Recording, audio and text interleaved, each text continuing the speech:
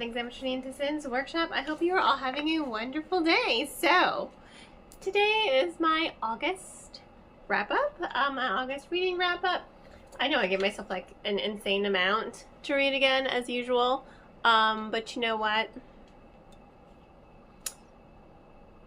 I'm just crazy. And I did end up reading 12 books this month. Yeah, 12. So let's get into it. First up was Disciples of Chaos. I started this when I went on vacation to go visit my family in Chicago. So I have to say I liked it. I did like it. I did think it was a natural progression of the story. Damien being the reincarnation of chaos. I kind of saw it coming, but I wasn't mad that I saw it coming. I was actually pleasantly surprised with that. And then Ross, you know, taking on the persona of the, of Patience, the saint who was the lover of chaos. I saw that coming, but it fit, especially considering she got her powers like so late in life. Everyone thought she was what they call an unfavored. So the fact that she hated the saints so much because they brought her family nothing but grief, and the fact that the love of her life is the reincarnation of chaos, it created a lot of romantic tension, and you really got to see that change in Damien, which I really did appreciate. It was really interesting and entertainment, and the ending was a little bittersweet as well, which I think fit with the story. I liked it. I didn't love it, but I did like it, and yes, I'm still waiting on Fairyloot to do a version of this so I can, thankfully, I mean, they're the same height and the same size, but still, I want a complete matching size because I'm psychotic. After that, I read Athena's Child. I was not going to read this book. It was not, I mean, eventually I was, but it was not on my TBR. I discovered Queens of Themyscira by Hannah Lynn is, I hope I got the right book with the right author. Apparently it's the third book in a series, and Athena's Child is the first. Now, I have been holding off reading stories about Medusa because I want to write my own story about Medusa, and I don't really want to be influenced by other works out there. I just want to write my story. So, hopefully soon. So, that's why I hadn't planned on reading this. But the synopsises make it look like each book is its own story, and you don't have to read them consecutively. But I didn't want to risk it. So, of course, I picked up Athena's Child, and I did this as an audiobook, and oh my god, it was... I've seen this book at work. It's not a thick book at all. It's very thin. I want to say it's less than 200 pages. It's a very thin book, but damn, is it impactful. Like, this is a good story. It moves so fast. And just, you get to know Medusa, you get to know her relationship with Poseidon, you get to know her relationship with her sisters, who also turn into Gorgons, because they are the Gorgon sisters.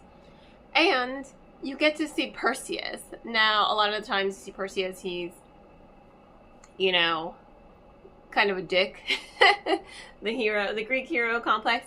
I liked that he's not there for a long period of time, but he goes through such a character arc, He did remind me of Perseus from the 1980s version of Clash of the Titans, which is probably why I liked it, because I did like that version of Perseus a lot.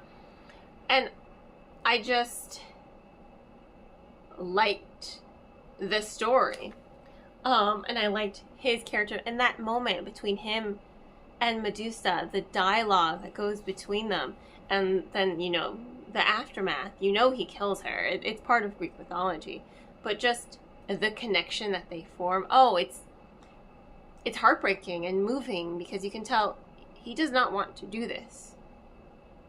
He does not want to kill her. He listens to her. He hears her story. And he believes every moment of it, every word. And it is such a moving moment in the story. And I really appreciated it a lot. And I also appreciate the fact that, yes, her rape scene is in there, but it's not explicit, it's not graphic. You know it's happening by context. But it's not, in my opinion, it's not triggering. And I really appreciated that from the author, to be able to portray Medusa's rape in a way that was not graphic, it was not explicit, it was not... She conveyed so much with so little. You know, she really made such an impactful story. I loved it, and I cannot wait to read the other books in the series. After that, I read The Last Graduate by Naomi Novik. I love this series. Let me start by saying that. I do love it. However, I will say this. I think a lot of people are not going to. It's very much story-oriented. There's a lot of exposition, but it makes sense with the context of the story. You have to remember, they're in a bubble universe. They're trapped there in the Charlemagnes. They are trapped there. So the Charlemagnes is basically college Hogwarts. It's in its own bubble universe, and once you start college, you are not getting out. You can occasionally, if you're lucky, get care packages magicked to you, but not always. You rely on the school in the bubble universe completely for food, for sustenance, for survival. And, oh, by the way, in every single dark corner of the school, there's monsters that are out to kill you. So basically, the school's trying to kill you, but it's also trying to keep you alive by prepping you to deal with these monsters. Let's say the ratio is, you get 2,000 freshmen, only 800 make it out of graduation alive through the 4 years. So, I mean, that's how dangerous this school is. So I understand the exposition. I really do. But it does slow down the pace. It really much is a lot of character-driven story. Very much is a plot-driven story. I love Elle, I'm not gonna lie. And I love Orion. And I love their relationship and just how they fall in love. Basically. That's it. They fall in love with each other. And I think it's wonderful.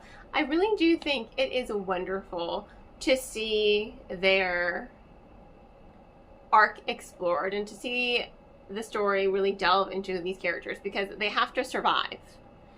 Their goal is to survive, and now they're seniors in school, and they have to get through basically the auditorium that's just full of monsters. So the whole novel is them trying to formulate a plan on not just to survive themselves, but to save as many people in their class as possible.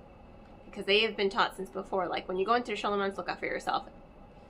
And leave everyone behind. And Elle's not about that. She's like, I was taught that, but I can't do that anymore because I formed attachments to you. So I need to make sure everyone gets out of this life. And it's great. And I like that. And I appreciate that a lot. But it is a slow... It's a lot of exposition. So it does slow down your reading because it really is building up a lot of the narrative with the story. After that, I read Dragons of Eternity. It's the third and final novel of the Dragonlance Destinies trilogy that I waited 11 years for to come back. I didn't think it was coming back. I cried. I cried when I finished reading the book because it was everything, and oh my god, I feel like I'm going to start to tear up again. It was everything. I love Dragonlance. This is not even all of my Dragonlance books. I have a whole other bookcase that's just Dragonlance. I love Dragonlance. I think Dragonlance is the best thing ever. It got me into fantasy. One of the first novels I ever wrote was a Dragonlance book. It's amazing to be reintroduced to this world. It was gone for 11 years, and then I came back and with a full trilogy, and this book was amazing. It's amazing. It was such a perfect conclusion to the trilogy, and it really brought back a lot of memorable moments with characters. You have Raceland and Tasselhoff and Tanis and Caramon and Sturm. And Sturm's not even one of my favorite characters, but Dan, I actually found myself liking him. He's just a stick in the mud. He's lawful good alignment, so you know. But it's just amazing to be... It was like going home for me. It was like going home. And I loved it. And I loved every single moment of it. And damn, I'm going to start to cry again. It was just lovely. And I love the way the story evolved. And I love the ending, and it was like bittersweet and heartfelt and warm and sad, because I've read what happens to the heroes of the lands, you know, with War of the Souls, and then the Test of Twins, Time of Twins, War of Twins trilogy. I know what happens to these heroes. I know what happens to Kisses, for the love of God. And no, I am still not over that. For the record. Dragons of a Fetish Moon. If you know, you know. But it was like going home again, reading this trilogy, and this third novel. I didn't like Destina in the first book. Again, she was Solamnic. I don't really like Solamnics, you know, characters or people, because they are such stick in the muds. But her character arc was just wonderfully done. And the fact that we are now split between Tanis's perspective and you have Raislin's perspective now, it makes the whole series, this trilogy, just it's more fleshed out, but also bringing you back home.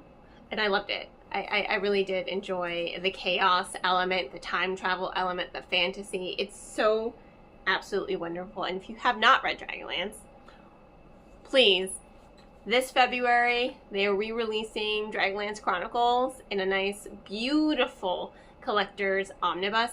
It's only going to be 35 bucks. It's gorgeous. It's black with gold.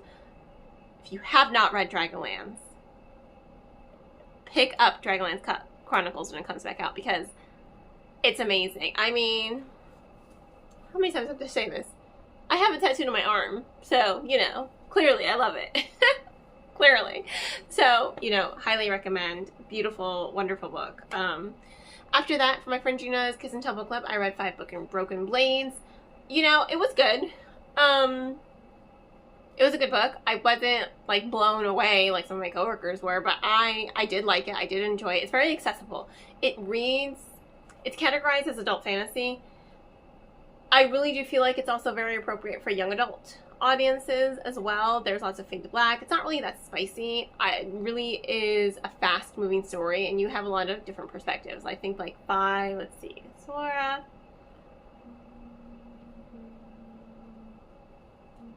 So you have 6 perspectives, if I'm counting correctly. 6 perspectives.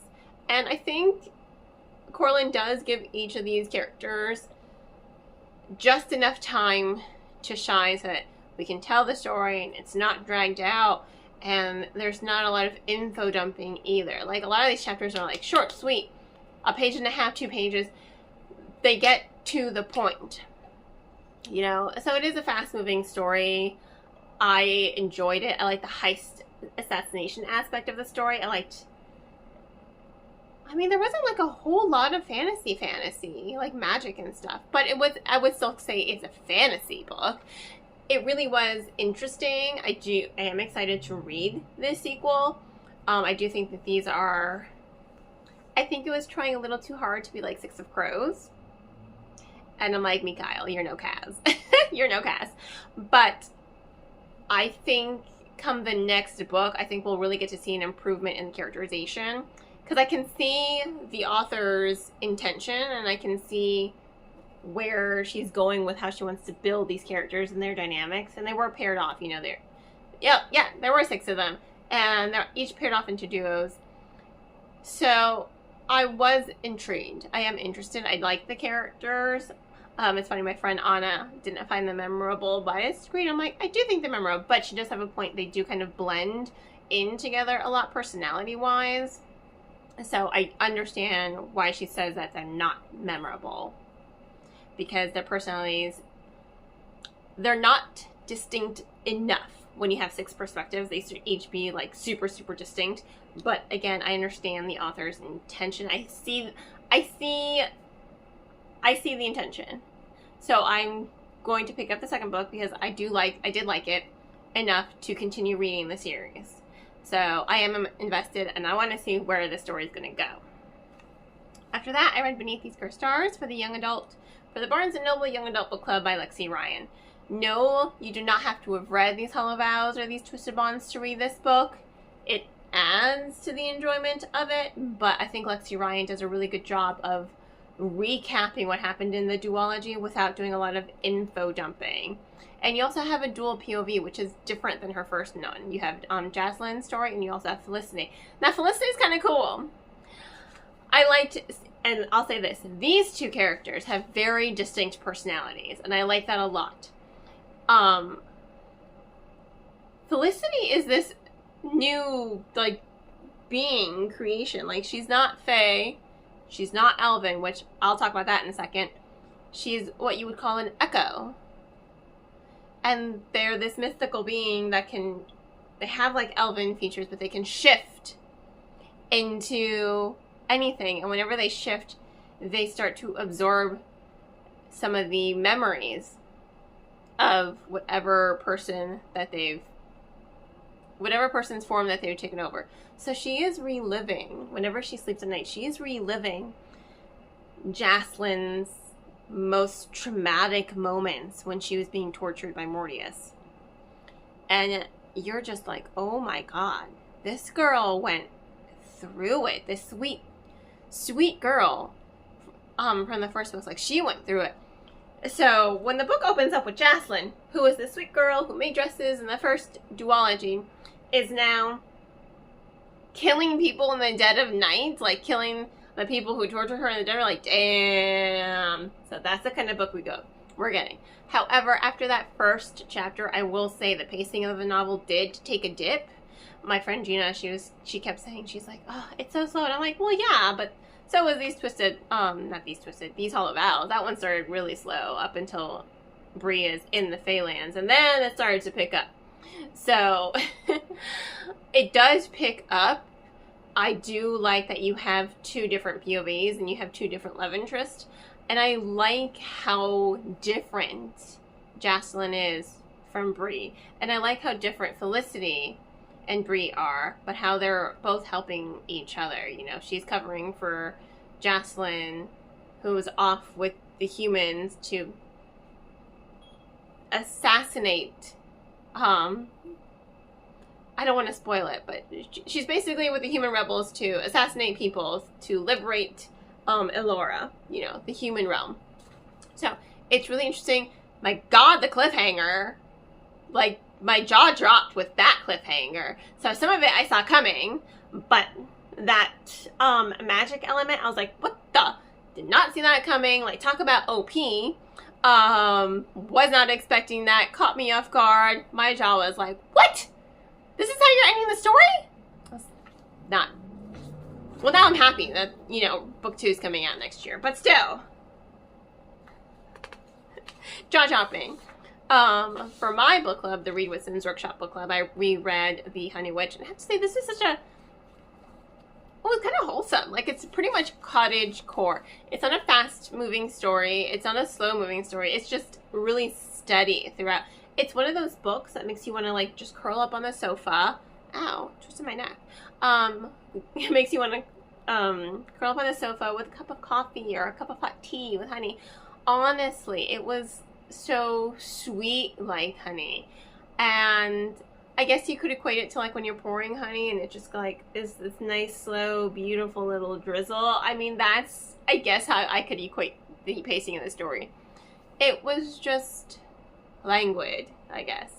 It was wonderful. It was interesting. I love the romance between Lottie and Mary, and I love how their dynamics go from, like, butting heads and being very disagreeable to pretty much each other's soulmates. And it's lovely to see the balance between the characters, because they are very much opposites, but they respect one another in such a beautiful way. And it really was amazing to see that come alive and to see the fantasy element come alive. And Verse is a bitch. I'm gonna say that.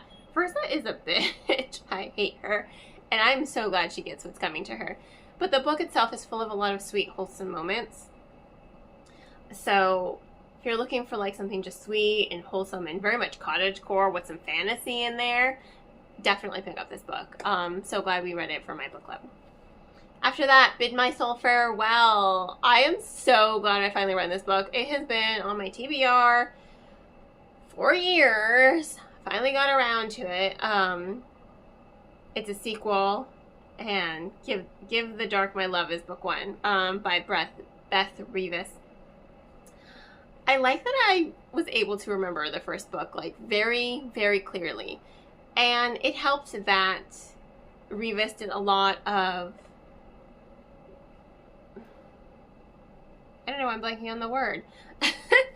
She recaps, there we go. She does a lot of recaps throughout the book, so that way I would remember more as I was reading it. But it didn't slow down the pacing of the story for me. It didn't dampen my enjoyment of the story. It really was interesting, and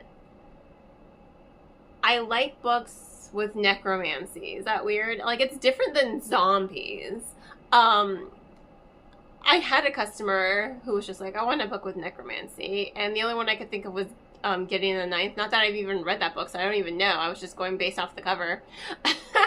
But I really couldn't think of any other books that have necromancy as like a main like plot point. Like, sure, necromancy is hinted like here or there in some fantasy, but like this book, she learns necromancy to take down the evil governess who was using necromancy secretly to cause a plague and be an evil dictator, basically, which also caused the death of Nedra's family. That's our main character. So she learns necromancy to kind of fix things, but now she just kind of wants a quiet life, and what she really wants to do is restore everyone's souls, everyone who hasn't like died, like they're like, especially her sister Ness. She doesn't want to let go. So it's a book about learning to let go of your loved ones when they pass away, but not forgetting them, and knowing that they still love you even though they're gone, and knowing that you can let them go, and doing that doesn't mean you love them any less. And I thought that was like a beautiful moment in the story when she finally realizes that. And again, another dual POV with her and Gray. Gray's her boyfriend, basically. He is doing everything he can to try to save her, because necromancy is outlawed, right? I like his character growth in this book, because he doesn't, he's from a nobleman's family. He doesn't really understand what she has gone through all her life as being impoverished, right? So he's going on his own character journey, and I thought that was really, really interesting to really see that explored and developed. So, really good ending, really good storytelling. I'm so glad I finally was able to knock this one off my TBR, because it's been there for a couple years. After that, I read Olympus Volume 6. I mean, do I even have to say it? 5 stars. 5 stars. I love the Olympus series. I fast passed that every single Saturday until it ended. And when it ended, I also cried. I think it's such a wonderful story. And I think when you're reading it as a graphic novel, it reads differently than when you're reading it week by week, episode by episode, because you're reading it as a story and you're seeing how some of these panels influence one another, and just the placement of the panels, the coloring, the shading, just the way the story and the characters develop. I mean, I love Hades. We all love Hades and Persephone, let's face it. We love them. They're amazing. They're so cute together. But, oop, dropped my papers. Oh. But it's just wonderful to see it in book form, and it's just great. It's just wonderful, and I love it. I love every moment. After I read the Crimson Crown by Heather Walter, oh my god, I love Heather Walter. I loved Malice. I loved Misrule. It was so good, this one. So this one, Malice and Misrule were Maleficent and Sleeping Beauty. This one is the evil queen from Snow White before she became the evil queen. And oh my god, the book, the way it developed, the storytelling, the characterization, the LGBTQ representation. I loved every single moment of this book, and it was amazing. Highly recommend. And I just found out it's a duology. I thought it was a standalone. But the ending, oh, I had chills. I had chills with the ending. And if you read the book, you will also get chills, I think. It was just such a brilliant way to tell the story. And oh my god, it was awesome. It was awesome. Sorry, my cat was going crazy over there. Not sure why. But such a good book, and I so highly recommend it so much. And I'm so excited that it's at least on Goodreads. On Goodreads, it says that it's a duology, and I'm so here for it. I'm excited because when I finished reading this book, I'm like, you know what? I wouldn't mind seeing how her relationship with Snow White, because it starts off so wonderfully sweet in this book. I wouldn't mind seeing how it's going to turn in the next one. I think that's going to be a very interesting story to be told. I read This Cursed Light by Emily Feed after that. Again, this is another one where I liked it, but I didn't love it. I think the most frustrating thing for me was the romance between Dante and Alessa. They were just a little frustrating at times because you can tell that these are two characters who love each other, and I like them as a romantic couple, but oh my god, they were each... I think this is just a personal pet peeve of mine in any book. Just be honest, for the love of God. Like, I get it, you're creating tension for the story, but me just being me, I'm just like, Jesus Christ, if you guys would just be honest with each other, none of it, like, you could just solve half of the problems right now. Like, but again, that's just me being me. That's just a personal pet peeve of mine, where when characters just, you know, keep secrets instead of just being honest and acting like, oh yeah, everything's fine, when no, everything is not fine, then it's just annoying for me to read. But I did like the story. I did like the way it developed. But also, Dante's friend, his childhood friend, whose name I already forgot, she was also annoying and petty, and I really wanted to kick her ass half the time I was reading the book. I'm just like, oh my god. Like, I get your anger, and I get that you're looking out for your friend, but also, I can't stand you, and you're so annoying and pretentious and self-righteous, and you're just everything I don't like. I didn't find her, again, I didn't even find her memorable. I didn't even take the time to, like, write down her name in my notes, because I didn't think she was memorable as a character. Everyone else, though, I like the cast of characters. I like Alessa and her friends, and I think their whole found family dynamic that they have going on is really wonderful. I think her husband hooking up with her brother was such... their husband and title only, but that was such just, like, jaw-dropping moment, considering half the time they interact, they hate each other. And he's like, you tried to kill your sister. He's like, I know, I'm trying to make up for it. And then they're, like, making out, and I'm just like, oh, okay, should have seen that coming, didn't. But it was a really nice moment in the book that just kind of made me, especially when she finds out, when Alessa finds out. It's hilarious, that whole scene. And then, so finally I read What Feast at Night by T. Kingfisher. I love T. Kingfisher. This is a horror book, and this book made me laugh, because that's what Kingfisher does.